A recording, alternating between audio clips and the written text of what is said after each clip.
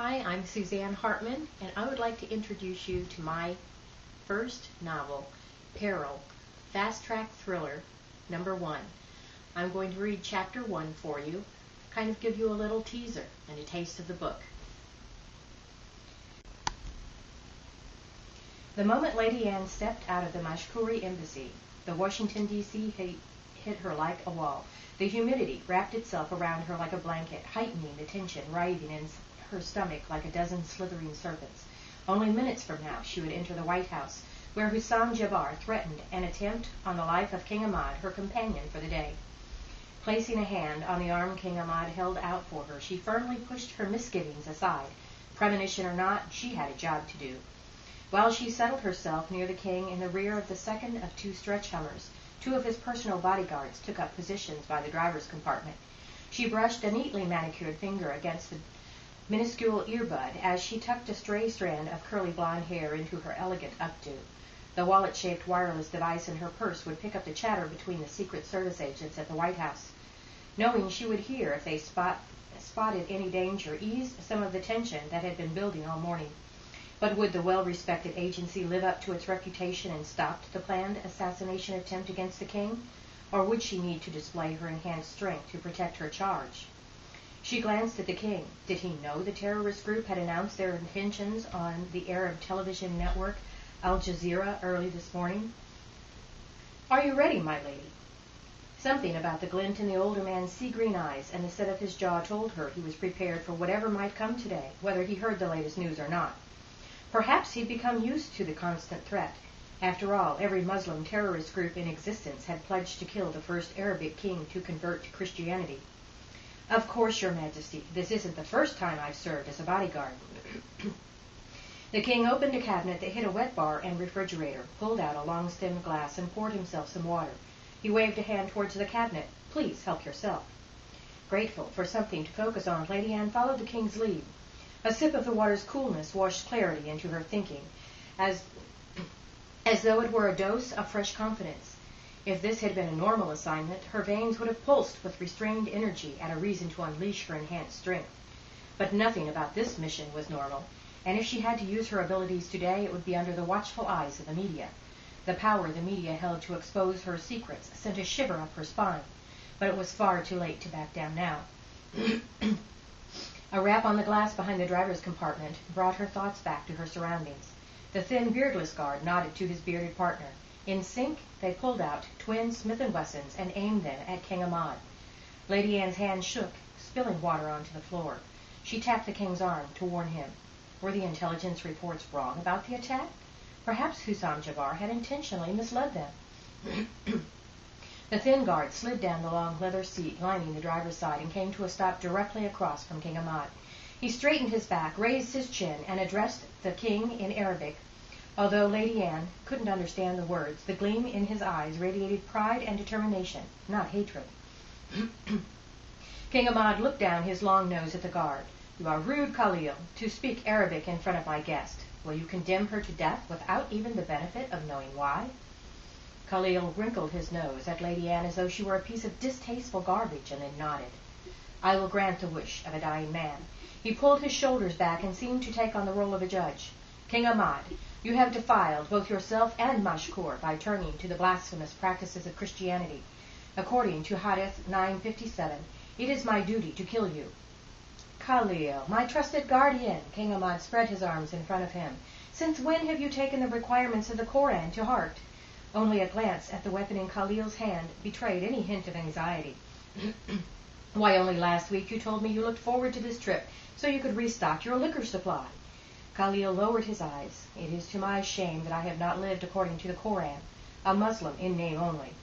Lady Anne leaned forward. Her muscles twitched, anxious to attack while the man's guard was lowered, but the bearded guard remained alert by the far door, his Ruger still pointing towards the king. This time was not yet right. She ran a finger around the lip of her glass and sifted through the possible scenarios. Khalil lifted his eyes, now full of resolve. "When you turned your back on Islam, Your Majesty, I realized how much our Muslim heritage had shaped and formed the nation and people of Mashkur. I called out to Allah and begged his forgiveness. "So you joined Husam Jabbar and pledged to kill the leader of your beloved country?" asked King Ahmad. "How noble of you." Khalil lifted his chin a notch higher. "I did not need them. Plenty of people were willing to help me gain the supplies I needed. No, I do this because Allah promised to use me to restore Islam to the kingship." He pounded his free hand on his chest. "He offered me, who ignored him all these years, a way not only to shift the balance of the scales to weigh in my favor, but guaranteed my entrance into martyr's paradise." He bowed from the waist. "I must thank you for—" Lady Anne's brain screamed, "Now!" She flung her glass down the length of the vehicle towards the bearded guard. The foot of the long-stemmed glass slammed into the man's forehead. He slumped back against the window. His gun clattered to the floor amid pieces of broken glass. Khalil jerked his head up and shifted his aim towards Lady Anne. With a wide sweep of her arm, she backhanded the gun, which fired as she hit his hand. The bullet went wide as the gun flew down the length of the limousine. The window it struck shattered, but didn't break. King Ahmad leapt out of his seat and tackled Khalil. He threw his full weight against the guard's chest and pressed his forearm against his neck. Lady Anne retrieved Khalil's Ruger and pointed the weapon at its owner. When the king released the guard, she handed him the pistol and unbuckled the guard's belt. Once she pulled it out, she rolled Khalil face down on the seat and tied his hands together. In the quiet, the electric whir from the front of the limousine sounded loud. She glanced towards Khalil's partner, who had slid to his side. No threat there, but the glass between the compartments had lowered. The driver called out in Arabic, and Khalil answered. King Ahmad pulled up hard on Khalil's hog-tied arms. "What do you mean by arm it now?" The king's pale eyes blazed. At Khalil's laughter, the king yanked harder on the man's arms. "Your efforts are for nothing," Khalil spoke through clenched teeth. "We will enter paradise." King Ahmad rolled the guard to his back. "What do you mean?" "If my arms were free, I would show you what is under my shirt." Khalil shrugged. "But since I cannot—" Lady Anne ripped open the shirt and ignored the buttons flying in her face, her attention riveted on the square of gray, clay-like substance strapped to his chest. Wires protruded from it and connected the bomb to a small rectangular case next to the explosive. A red light blinked steadily on the front of the case. A grin spread across Khalil's face. "You see, you have not one. Yazir wears one as well, and he has already armed both of them. When he drives through the White House gate, he will push the detonator, which will give him just enough time to pull in front of the dignitaries and take out not only you, but also President Hedge." Lady Anne held back a gasp. This was a twist no one had anticipated, but she had no way to warn anyone. Now she carried not only the burden of King Ahmad's safety, but also the President of the United States. Options flitted through her head as she glanced out the windows. Traffic and pedestrians passed by the historic buildings on their way to work. Too much collateral damage if she took the driver out now and he managed to detonate the bombs. She studied the Hummer in front of them. What were the rest of the king's entourage in on the plot? Surely not. The king had supposedly discharged all close advisors who would not support his change in religion. That meant the first Hummer would have to unload its passengers, then move on before the bombs detonated. She prayed she was right. A low whir sounded again. The driver had raised the window between them. She'd missed her opportunity to shoot him while it had been lowered. As they approached Pennsylvania Avenue, Lady Anne pictured the area surrounding the White House, wide open space, free of people, with few buildings nearby. A plan of action formed in her mind. "Once we are on White House grounds," she whispered to King Ahmad, "wait until I give the word, and then jump out of the car." The king opened his mouth as if to reject her instructions. Someone must warn the Secret Service that the welcoming party is in danger. His gaze remained on her for another long moment, and then he nodded and handed her the pistol.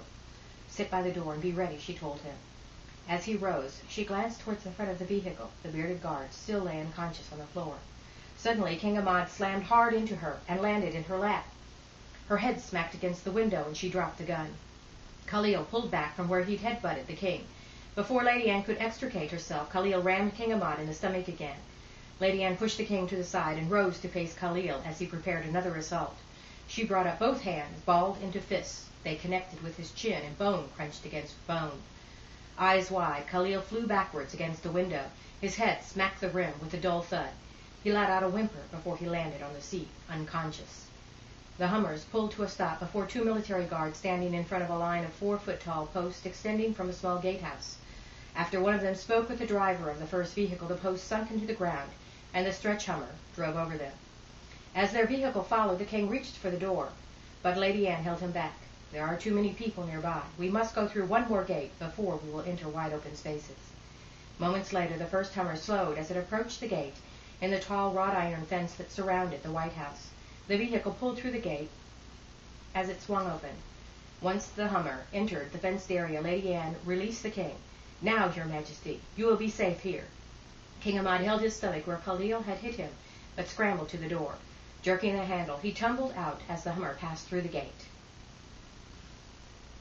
And that is Chapter 1. I hope you enjoyed it.